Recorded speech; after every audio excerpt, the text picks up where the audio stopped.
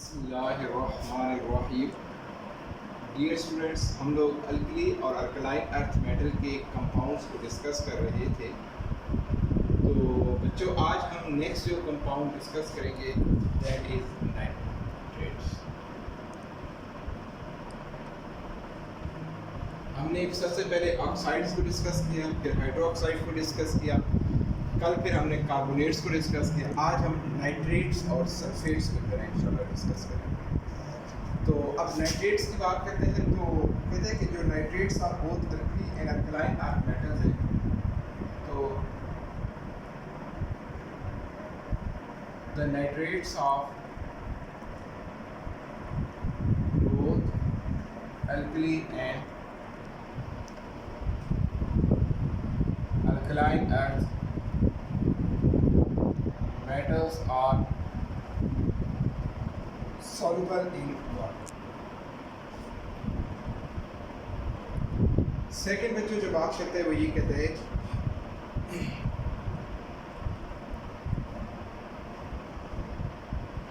तो कहते हैं कि जो नाइट्रेट्स हैं, nitrates of lithium and alkaline earth metal, magnesium, calcium and barium,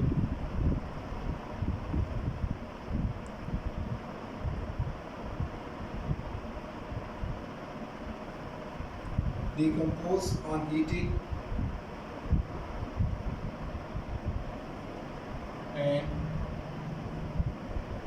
produce oxygen gas.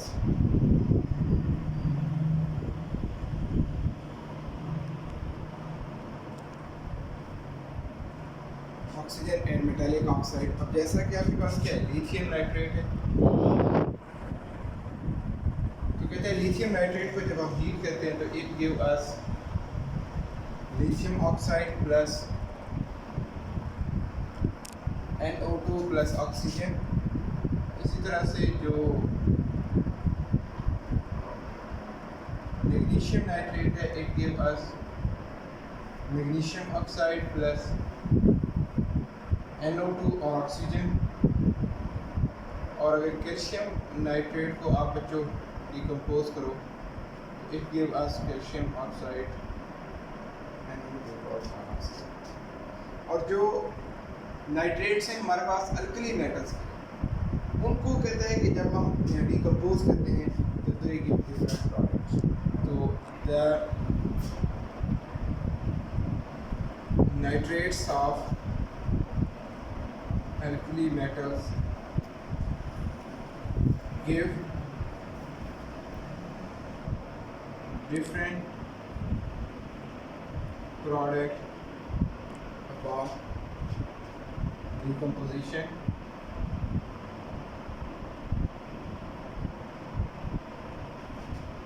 अब जैसे देखिए सोडियम नाइट्रेट है, तो कहते हैं सोडियम नाइट्रेट को जब हम डिकम्पोज करते हैं,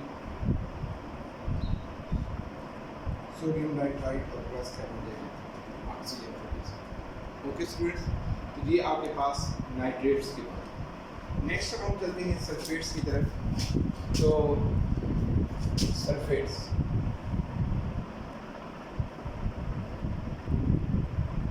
अब बच्चों जब हम बात करते हैं सल्फेट्स की, अल्कली और अल्कलाइन अर्थ मेटल की, तो कहते हैं कि जो सल्फेट्स होते हैं all alkali metal sulphates are soluble in water.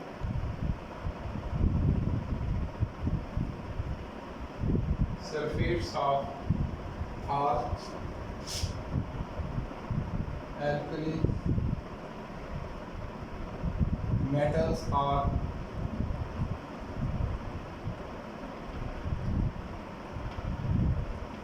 soluble in water. Next one कहते हैं कि जो solubility है alkaline earth metal sulfates की, that decreases down the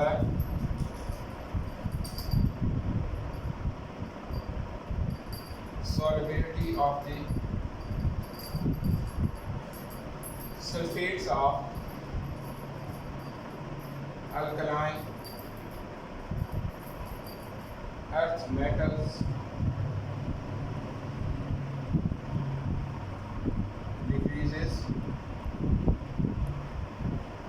down the group, वो डाउन द ग्रुप जो है ना उनकी सॉल्युबिलिटी जो है ना वो क्या करती है, डिक्रीज करती है। अब बच्चों देखो, अगर आप बेरिलियम की बात करो PeSO4 एंड MgSO4, तो वो फेयरली सॉल्युबल,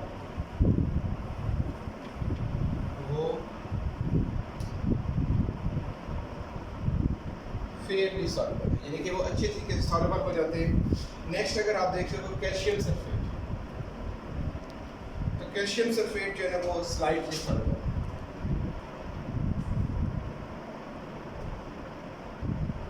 और कैल्शियम के बाद नेक्स्ट अगर स्ट्रोंशियम की बात करते हो, strontium sulphate and barium sulphate, they are insoluble. तो इनकी वही रीज़न कि इनकी लेटेस्ट एनर्जी जो है ना वो क्या होती जाएगी, इंक्रीज होती जाएगी, इस वजह से इनकी सॉल्युबिलिटी जो है वो डिक्रीज होती जाएगी। अब कहते हैं कैल्शियम सल्फेट जो है, calcium sulphate occurs in nature as gypsum, occurs in nature as gypsum। अब जिप्सम हमारे पास के CaSO4 और इसमें 2 water of molecules, crystallisation water of molecule present होते हैं। अब कहते हैं कि अगर इस जिप्सम को आप हीट करो अबव 100 डिग्री सेल्सियस, तो when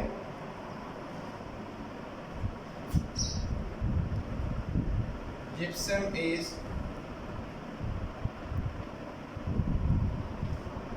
heated above 100 degree Celsius, it will loses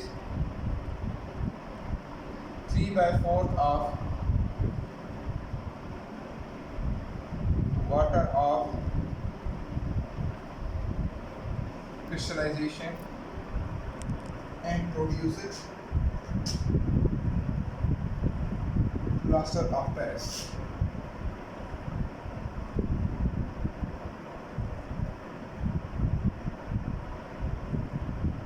ये बच्चों प्लास्टर ऑफ पेरिस, ये जो चीज़ आप फ्रैक्चर वगैरह हो जाए बोन्स का, तो उसके ऊपर बैंडेजेस के लिए यूज़ करते हैं, वो प्लास्टर ऑफ पेरिस है। या बाकी जो पेंट्स वगैरह करते हैं तो उससे पहले दीवारों के ऊपर वो प्लास्टर ऑफ पेरिस को यूज़ किया जाता है। CaSO4, इसमें 2 वाटर के मॉलिक्यूल्स हैं, तो अगर हम ये काम कर लें, इसके 2 मॉलिक्यूल्स हैं, तो 2 मॉलिक्यूल्स के अंदर कितने आपके पास वाटर के मॉलिक्यूल्स हो जाएंगे, 4। तो 3/4 का मतलब क्या है कि 3 वाटर के मॉलिक्यूल्स निकल जाए और 1 वाटर का मॉलिक्यूल, तो CaSO4 के 2 मॉलिक्यूल और साथ 1 water. This one is known as